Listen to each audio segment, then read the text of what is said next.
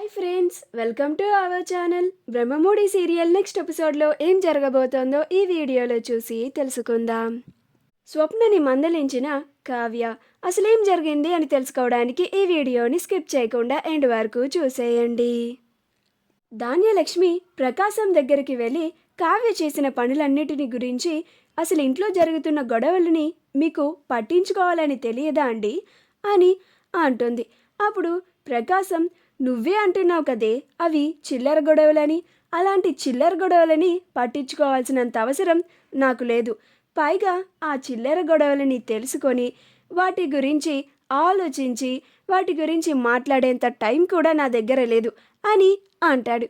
అప్పుడు ధాన్యలక్ష్మి, అసలు కావ్య ఇంట్లో ఏం చేస్తోందో తెలుస్తోందా అండి మీకు అని అంటుంది.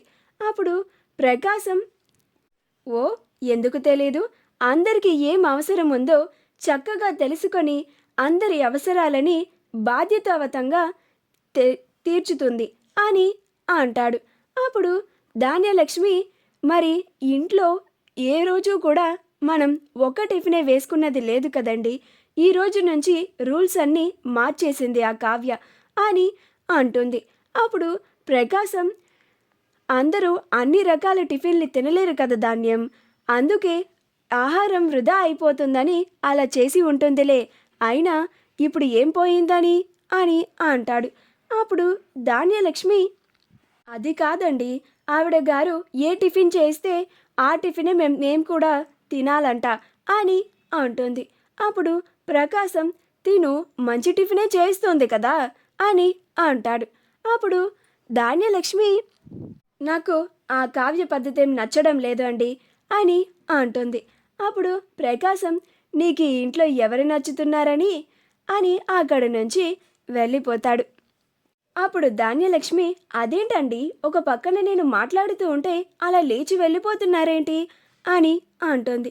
అప్పుడు ప్రకాశం, ఈ ఇంట్లో నీకులాగా పని లేదు అని, అందరికీ పని లేదు అని అనుకోకు, నాకు పనుంది, నేను వెళ్ళాలి అని వెళ్ళిపోతాడు. అపర్ణ కావ్యని పిలిచి అడుగుతూ ఉంటుంది, ఏంటి కావ్య ఇది, ఏనాడు నువ్వు ఇలా ప్రవర్తించింది లేదు, ఇప్పుడు ఇలా ప్రవర్తిస్తున్నావంటే, ఇంట్లో ఇంత కటువుగా ఉంటున్నావు అంటే దీని వెనకాల ఏదో బలమైన కారణం ఉండే ఉంటుంది, ఏంటది కావ్య అని అంటుంది. పక్కనే రాజ్ కూడా ఉంటాడు. అప్పుడు రాజ్ అపర్ణ అడిగిన ప్రశ్నని విని ఆశ్చర్యపోతాడు. అమ్మకి డౌట్ వచ్చేసింది అని అనుకుంటూ ఉంటాడు. అప్పుడు కావ్యకి అపర్ణ అడిగిన దానికి సమాధానం ఏం చెప్పాలో అర్థం కాక కావ్య ఆలోచిస్తూ ఉంటుంది. అప్పుడు అపర్ణ, ఏంటి కావ్య, ఆ సమస్య ఏంటో నాతో చెప్పుకోకూడదా అని అంటుంది. అప్పుడు కావ్య, అయ్యో అత్తయ్య, మీకు చెప్పుకోకుండా ఎందుకు ఉంటాను, మీరు అనుకున్నట్లుగా ఎలాంటి సమస్య లేదు, ఈ ఇంట్లో వాళ్ళు ప్రతిదీ వృధా చేయడం అలవాటుగా చేసుకున్నారు, ఆ వృధా చేయడాన్ని నియంత్రించడానికే ఇలా చేస్తున్నాను, అది డబ్బైనా ఆహారమైనా అని అంటుంది. అలా కావ్య తనకి పని ఉందని అక్కడి నుంచి వెళ్ళిపోతుంది. ఆ తరువాత రాజ్, కావ్యలిద్దరూ కలిసి ఆఫీస్కి వెళ్తారు. ఆ తరువాత స్వప్న తను చేయించుకున్న గోల్డ్ నక్లెస్ని వేసుకొని ఇల్లంతా తిరుగుతూ ఉంటుంది. అది చూసి రుద్రాని, ఏ స్వప్న, ఆగు అని అంటుంది. అప్పుడు స్వప్న, ఏంటత్తా అని అంటుంది. ఈ గోల్డ్ నెక్లెస్ ఎప్పుడు చేయించుకున్నావు అని రుద్రాని అడుగుతుంది. అప్పుడు స్వప్న, ఈరోజే నేను దీన్ని తెప్పించుకున్నాను అని అంటుంది. అప్పుడు రుద్రాని, ఈ గోల్డ్ నెక్లెస్ని తెప్పించుకోవడానికి నీకు డబ్బులు ఎక్కడి నుంచి వచ్చాయి అని అంటుంది. అప్పుడు స్వప్న, ఏంటత్తా, మరి ఇంత పిచ్చిదానిలా అడుగుతున్నావేంటి, నాకు డబ్బులు ఎవరిస్తారు, మా చెల్లె ఇస్తుంది అని అంటుంది. అప్పుడు రుద్రానికి చాలా కోపం వస్తుంది.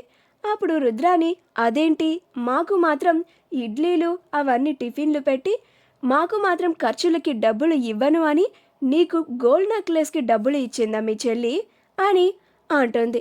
అప్పుడు స్వప్న, ఎవరికి డబ్బులు ఇవ్వాలో ఎవరికి డబ్బులు ఇవ్వకూడదో నా చెల్లికి బాగా తెలుసు, అందుకే నీకు ఇవ్వలేదు అని అంటుంది. అప్పుడు రుద్రానికి చాలా కోపం వస్తూ ఉంటుంది. స్వప్న అలానే ఆ గోల్డ్ నెక్లెస్ని వేసుకొని సింగారించుకుంటూ ఇల్లంతా తిరుగుతూ ఉంటుంది. రుద్రాని వెంటనే ఈ విషయాన్ని ధాన్యలక్ష్మికి చెప్పాలని ధాన్యలక్ష్మిని నూరిపోస్తూ ఉంటుంది. అప్పుడు ధాన్యలక్ష్మి కావ్య ఆఫీస్ నుండి ఎప్పుడు వస్తుందా, కావ్యని ఎప్పుడు నిలదీద్దామా అని ఎదురు చూస్తూ ఉంటుంది. అలా రుద్రాని ఫుడ్ని ఆర్డర్ పెట్టుకుంటే బిల్ పే చేయడానికి అస్సలు కుదరదు. ఏంటా అని చూస్తే తన క్రెడిట్ కార్డ్ని బ్లాక్ చేసి ఉంచుతుంది. అప్పుడు ధాన్యలక్ష్మిని ట్రై చేయమంటుంది. అలా ఇంట్లో ఎవరు కార్డ్స్ని చూసినా అలానే వస్తాయి. అప్పుడు రుద్రానికి ఇంకా కోపం వస్తుంది. అప్పుడు ధాన్యలక్ష్మికి ఇంకాస్త నూరిపోస్తుంది. అప్పుడు ధాన్యలక్ష్మి వస్తుంది కదా, రానివ్వు, ఈరోజు అసలు ఆ కావ్యని వదిలిపెట్టేదే లేదు, అసలు ఏమనుకుంటుంది మనందరి గురించి అని అంటుంది. అప్పుడు రుద్రాని ఆ కావ్యని అస్సలు వదిలిపెట్టకూడదు ధాన్యలక్ష్మి, మనకేమో క్రెడిట్ కార్డులన్నీ బ్లాక్ చేస్తుందా, వాళ్ళ అక్కకేమో గోల్డ్ నెక్లెస్ కోసం డబ్బులని ఇస్తుందా, ఇది అన్యాయం, అస్సలు మనం సహించకూడదు, ఎదురు తిరిగి క్వశ్చన్ చేయాల్సిందే అని అంటుంది. అప్పుడు ధాన్యలక్ష్మి, అవును రుద్రాని, మనం అసలు చూస్తూ అస్సలు ఊరుకోకూడదు, కావ్యని నిలదీయాల్సిందే అని ఎదురు చూస్తూ ఉంటారు. అప్పుడే కావ్య ఆఫీస్ నుండి తిరిగి వస్తుంది. అప్పుడు ధాన్యలక్ష్మి, వచ్చావా అమ్మా, రా అని అంటుంది. అప్పుడు కావ్య, ఏంటి చిన్నత్తయ్య అని అంటుంది. అప్పుడు రుద్రాని, మా క్రెడిట్ కార్డ్స్ అన్నీ బ్లాక్ చేసావా అని అంటుంది. అప్పుడు కావ్య, అవును చేశాను అని అంటుంది. అప్పుడు రుద్రాని, ఎందుకు చేశావు అని అంటుంది. అప్పుడు కావ్య, మీరు డబ్బులని వృధా చేయకూడదు అని అలా చేశాను అని అంటుంది. అప్పుడు ధాన్యలక్ష్మి, మరి మేము డబ్బులని వృధాగా ఖర్చు పెడుతున్నాము అని నువ్వు మాకు డబ్బులు ఇవ్వడం లేదు, పైగా మా క్రెడిట్ కార్డ్స్ అన్నీ బ్లాక్ చేశావు, మరి మీ అక్కకి గోల్డ్ నెక్లెస్ని చేయించడానికి నువ్వు డబ్బులు ఇచ్చావు కదా, అది వృధా కాదా అని అంటుంది. అప్పుడు కావ్య ఆశ్చర్యపోతుంది. నేను మా అక్కకి గోల్డ్ నెక్లెస్ కోసం డబ్బులు ఇవ్వడం ఏమిటి అని అంటుంది. అప్పుడు ధాన్యలక్ష్మి, ఎంత బాగా నాటకం ఆడుతున్నావు కావ్య, మీ అక్కకి డబ్బులు ఇచ్చి మళ్ళీ ఇప్పుడు నేను డబ్బులు ఇవ్వలేదు అని అంటున్నావా అని అంటుంది. అప్పుడు కావ్య, నిజంగానే నేను మా అక్కకి డబ్బులు ఇవ్వలేదు, కావాలంటే మీ ముందే అడుగుతాను, అక్క అక్క అని పిలుస్తుంది. అప్పుడు స్వప్న వస్తుంది. అప్పుడు కావ్య, నీకు గోల్డ్ నెక్లెస్కి ఆ డబ్బులు ఎక్కడి నుంచి వచ్చాయి అని అంటుంది. అప్పుడు స్వప్న, అదేంటే కావ్య, చెక్ నువ్వే కదా ఇచ్చింది అని అంటుంది. అప్పుడు ఇంట్లో వాళ్ళందరూ ఆశ్చర్యపోతారు. అప్పుడు కావ్య, నేను నీకు చెక్ ఇవ్వడం ఏమిటి అక్క అని అంటుంది. అప్పుడు స్వప్న, అదేంటే కావ్య, నిన్న నువ్వు ఆఫీస్కి వెళ్తుండగా నాకు నీ చెక్ నీ దగ్గర ఉంచు అని నాకు చెక్ ఇచ్చి వెళ్ళావు కదా అని అంటుంది. అప్పుడు కావ్య, అది నేను నీ మెడికల్ ఎమర్జెన్సీ కోసమని నీకు ఇచ్చానక్క, నువ్వు ఇలాగా వృధాగా ఖర్చు పెడతావని అస్సలు అనుకోలేదు, ఇది అస్సలేం బాగోలేదక్క అని అంటుంది. మా వీడియో కనుక మీకు నచ్చినట్లయితే లైక్ చేయండి, షేర్ చేయండి, మా ఛానల్ని సబ్స్క్రైబ్ చేసుకోండి, పక్కనే ఉన్న బెల్ ఐకాన్ని క్లిక్ చేయడం మాత్రం మర్చిపోకండి.